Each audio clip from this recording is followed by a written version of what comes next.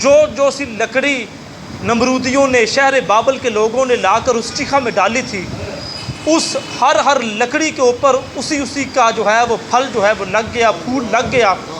یعنی اگر گلاب کی لکڑی تھی تو اس کے اوپر گلاب کا جو ہے وہ پھول لگ گیا، اگر چمیلی کی لکڑی تھی اس کے اوپر چمیلی کا پھول لگ گیا، تو وہ جو ہے ایک باغ بن گیا۔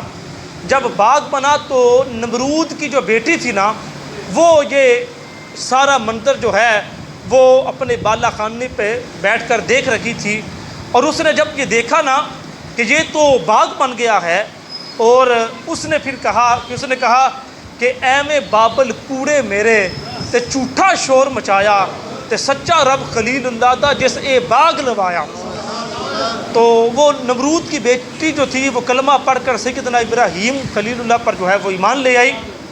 اور حضرات پھر سیدنا ابراہیم خلیل اللہ آپ 40 دن اس جو ہے وہ باغ کے اندر رہے، اور آپ 40 دن ان 40 دنوں کو آپ یاد کر کر اکثر رویا کرتے تھے۔